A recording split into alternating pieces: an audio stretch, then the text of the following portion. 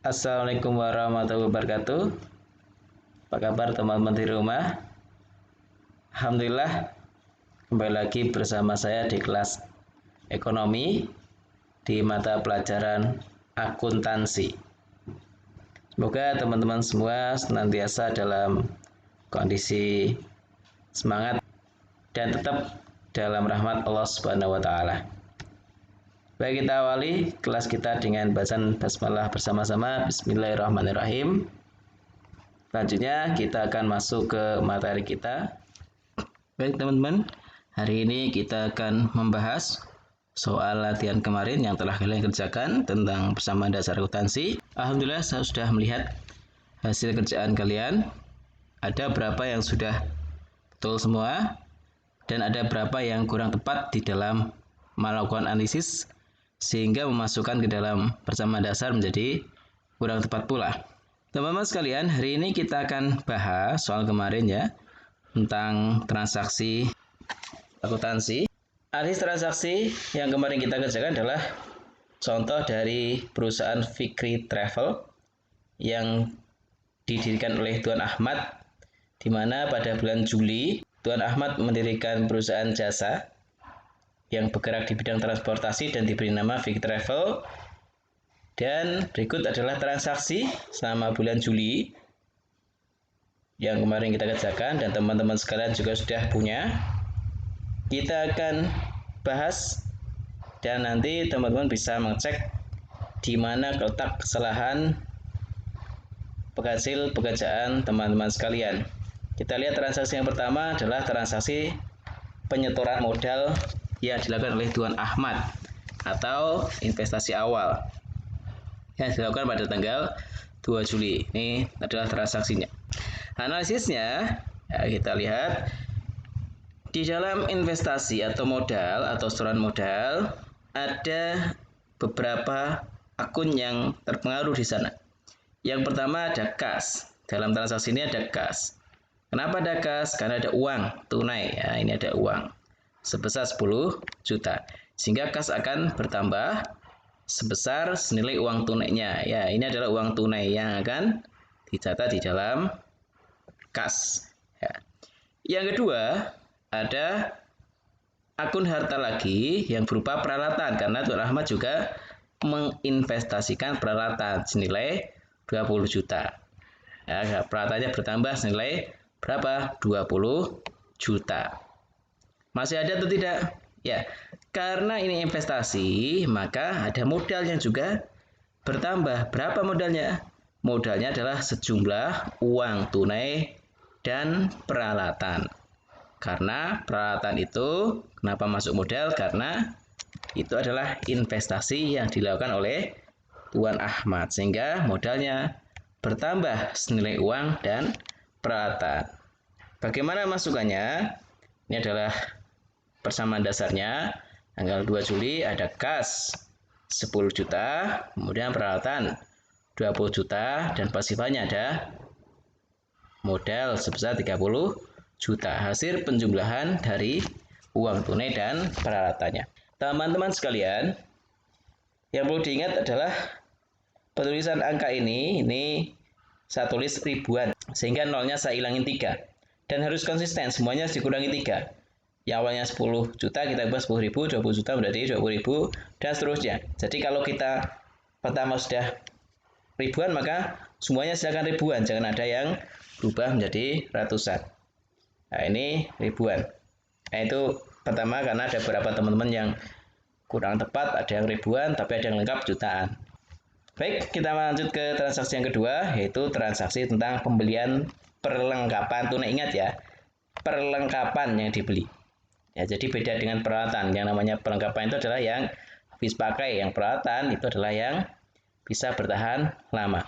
Ini adalah analisis transaksinya, pembelian perlengkapan tunai. Apa saja terpengaruh? Yang pertama adalah jelas harta yang berupa kas. Bertambah atau berkurang? Berkurang. Kenapa berkurang? Karena pembeliannya secara tunai. Sehingga kasnya akan berkurang karena pembeliannya secara tunai. Kemudian yang kedua akan berpengaruh terhadap jelas perlengkapan, karena yang dibeli adalah perlengkapan. Kalau kita membeli perlengkapan, maka perlengkapannya bertambah, termasuk di dalam kelompok harta. Jadi dua-duanya yang terpengaruh adalah harta, yang pertama berupa kas, berkurang, dan yang kedua perlengkapan bertambah. Nah, ini pencatatannya.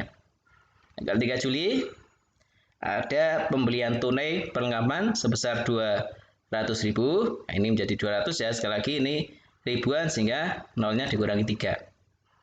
Kemudian perlengkapannya bertambah. Dan jangan salah, bedakan antara penambahan dan pengurangan. Sekali lagi, jika saya kasih kurung ini berarti mengurangi. Kemudian yang menambah biasa normal ya. Nah, keterangannya adalah pembelian per kap.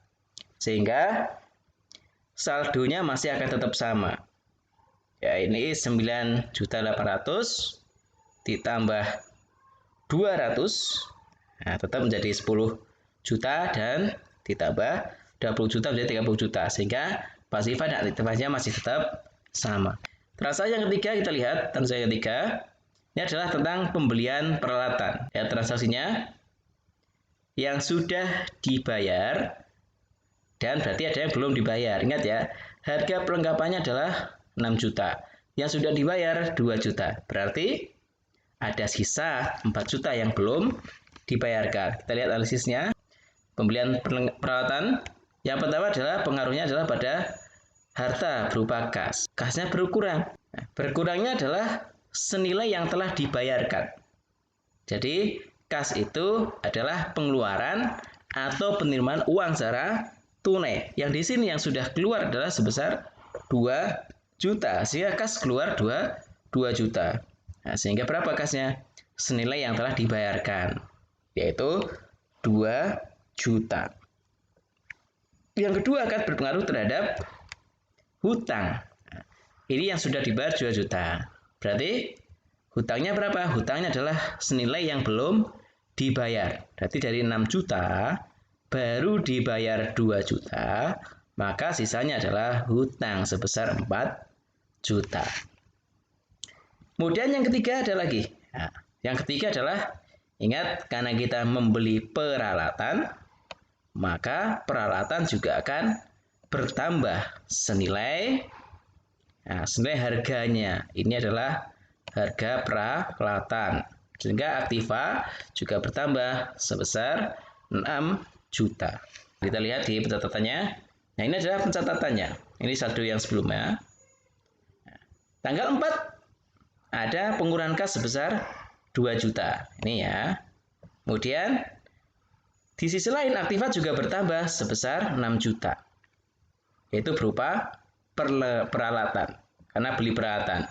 Yang ketiga, ada hutang sebesar 4 juta.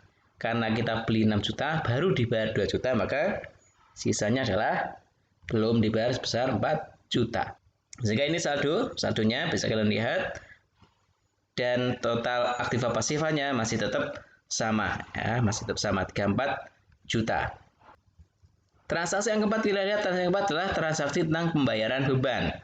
Ini bebannya, beban apa? Di sini ada beban sewa. Jadi beban itu bermacam-macam, banyak jenisnya, tergantung kita bayar apa. Nah, di sini kita bayarnya adalah bayar sewa gedung, sehingga bebannya disebut sebagai beban sewa.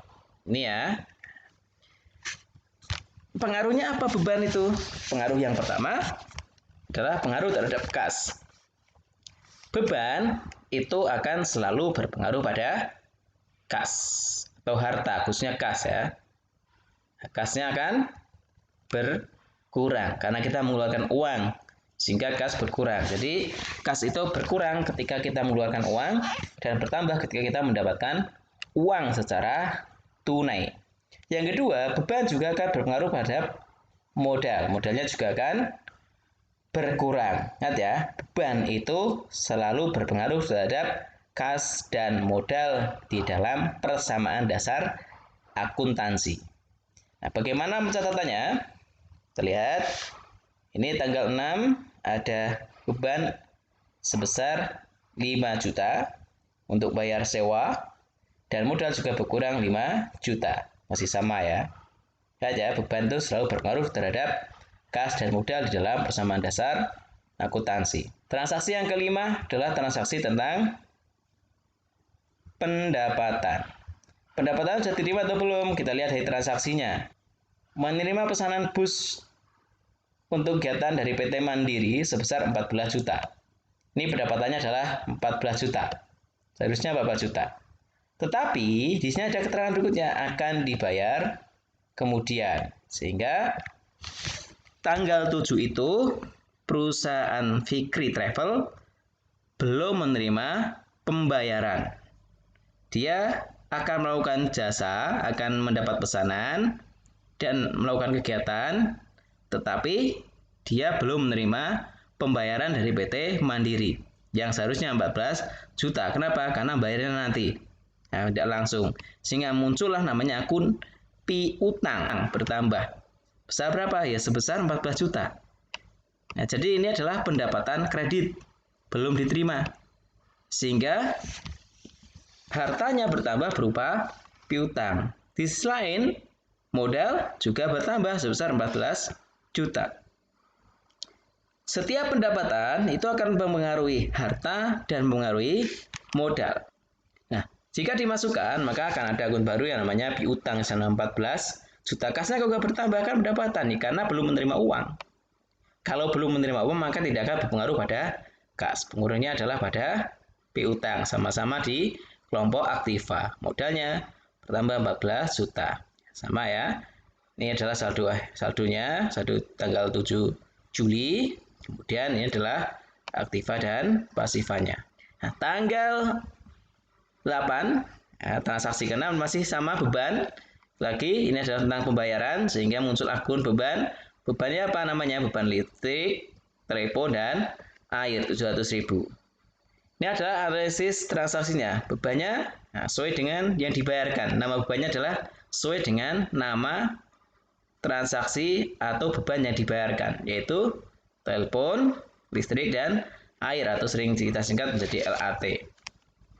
Beban selalu bertambah. Ya, ingat, beban selalu bertambah. Dan beban akan selalu mengurangi kas di harta dan mengurangi modal.